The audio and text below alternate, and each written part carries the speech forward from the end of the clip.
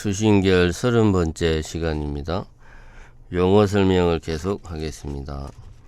체상용을 설명하겠습니다. 체는 본체, 상은 모양, 용은 작용을 의미합니다. 체상용은 동양철학에서 하나의 대상을 여러 가지 틀로 분석해서 바라보고자 할 때 사용되는 개념입니다. 알기 쉽게 예를 들어보겠습니다. 텔레비전을 예로 든다면 텔레비전의 몸체는 체, 겉모양과 성능은 상, 방송국에서 전파를 받아서 영상으로 바꾸는 기능은 용, 이렇게 됩니다. 유리병을 예를 들면 체는 유리, 상은 유리병의 생김, 용은 물을 담으면 물병으로, 술을 담으면 술잔으로 쓰이는 다양한 용도가 용이 됩니다. 그 다음에 선정에 대해서 설명하겠습니다. 선정은 사마띠를 번역한 말입니다. 사마띠는 마음이 산란되지 않고 고요하게 머물러 있는 상태, 잡념을 떠나서 오직 하나의 대상에만 정신을 집중하는 경지를 말합니다. 팔리어로 자나는 명상으로 번역이 되는데 사마띠는 자나의 결과, 즉 명상의 결과입니다. 두 번째로 선정은 마음이 한 군데로 집중된 상태입니다. 예를 들어서 돋보기로 햇빛을 한 곳에 모으면 종이를 태울 수 있듯이 마음의 에너지를 한 곳에 모으면 심리적으로 질적인 변화가 일어나게 됩니다. 세 번째는 사띠. 이 사띠는 마음 챙김으로 번역을 합니다. 삼매는 사띠가 이어지는 상태입니다. 사띠는 하나의 대상의 마음을 밀착시키는 기능입니다. 그렇다고 해서 긴장해서 의식적으로 사띠를 행하면 안 됩니다. 한마디로 삼매는 마음이 이완되고 침착하고 고요한 상태입니다. 이 질문은 8번째 질문입니다. 선정과 지혜를 평등하게 가지는 것에 대해서 설명해 달라고 요구하고 있습니다. 보조 스님의 사상에서 선정과 지혜를 평등히 가지는 것은 매우 중요합니다. 선정과 지혜를 닦는 것은 개정해 사막을 닦는 것입니다. 그러므로 삼학의 내용을 알면 선정과 지혜를 평등하게 닦는 것이 무엇인지 알게 됩니다. 개정해 이 세 가지는 불교 수행의 전부나 마찬가지입니다. 먼저 계율을 지키는 것은 몸을 안정시키는 일입니다. 하고 싶은 일을 다 하고, 하고 싶은 말을 다 하고, 가고 싶은 곳은 어디든 가고 싶은 것이 중생들의 마음입니다. 이렇게 바쁘고 정신없이 살다 보면 수행과는 천리말리 멀어집니다. 계를 지키는 것은 몸을 안정시키는 일입니다. 살생하지 않고, 도둑질하지 않고, 음행하지 않고, 거짓말하지 않고, 술을 마시지 않는 오계를 지키는 것이 계율을 지키는 것의 기본입니다.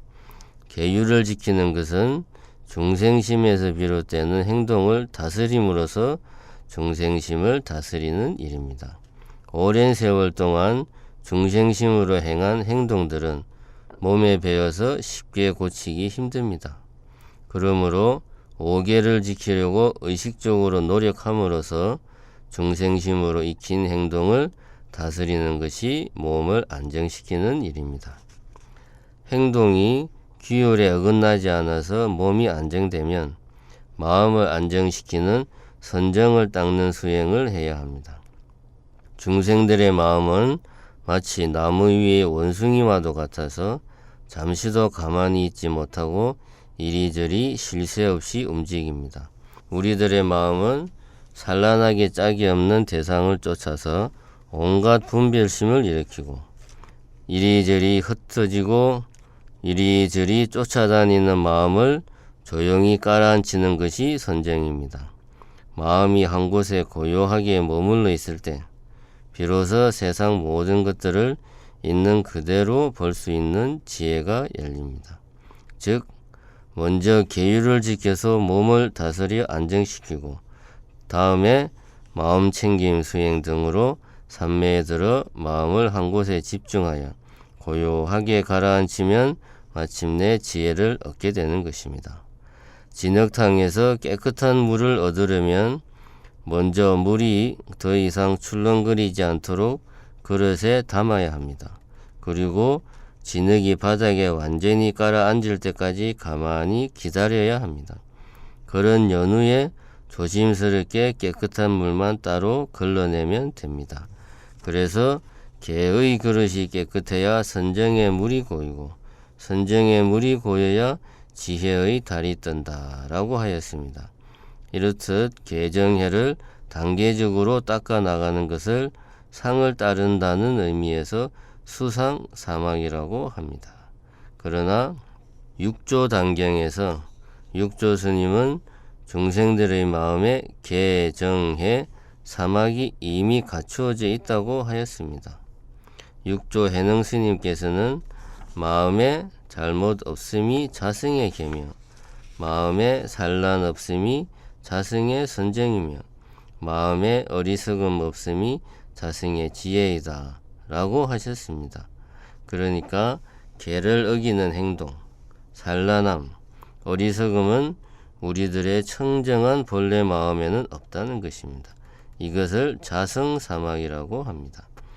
자성사막은 본래 청정한 마음이 갖추어져 있으므로 단계적으로 이루는 것이 아니라 일시에 이루어진다고 말씀하고 계십니다.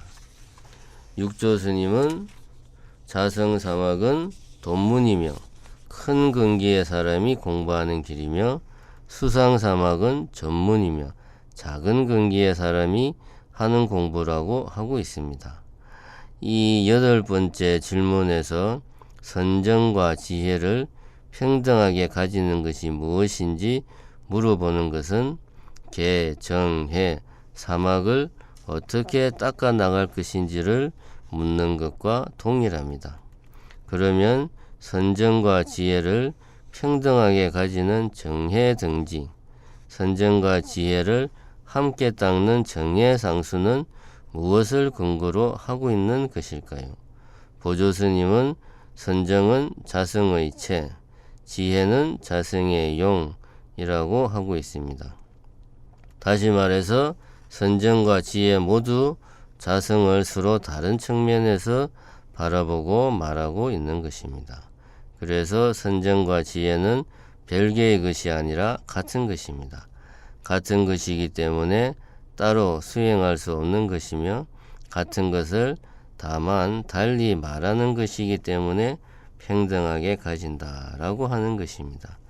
육조 해능 스님은 이것을 마음에 산란 없음이 자성의 선정이요 마음에 어리석음 없음이 자성의 지혜라고 말하고 있는 것입니다. 그러니까 마음이 한 점의 일렁임도 없이 고요한 상태인 선정이 따로 있고 모든 것을 환히 비추는 지혜로운 경지가 따로 있는 것이 아닙니다. 마음이 한 곳에 머물러 고요하면 마치 거울 같은 수면 위로 세상 만물이 또렷하게 비출 것입니다.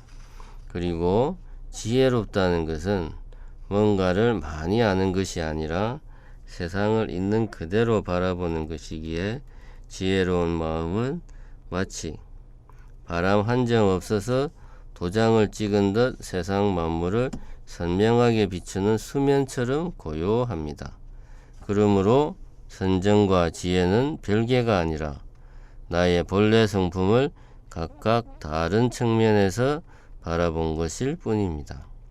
보조스님의 표현을 빌리자면 마음의 공적한 본체가 선정이요 영지한 마음의 작용이 바로 지혜인 것입니다.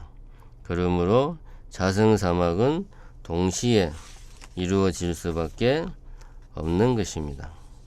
그러므로 불구하고 전문으로 수행하는 것은 공적 연기한 마음에 아직 눈뜨지 못했기 때문입니다.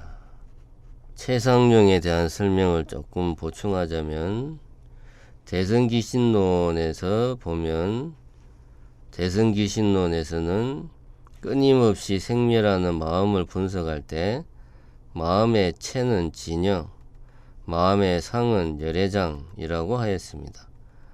중생들의 마음은 본래 청정하나 번뇌의 먼지로 뒤덮여 있기 때문에 열애장이라고 마음의 상을 이야기했습니다. 그리고 마음의 용은 세상에서 좋은 일을 하고 좋은 과보를 받는 기능으로 설명을 하고 있습니다. 이렇게 채상용의 개념은 원래 중국 철학에서 사용되는 개념이나 이것이 불교의 내용을 설명하기 위해서 불교에서 도입해서 설명하고 있습니다.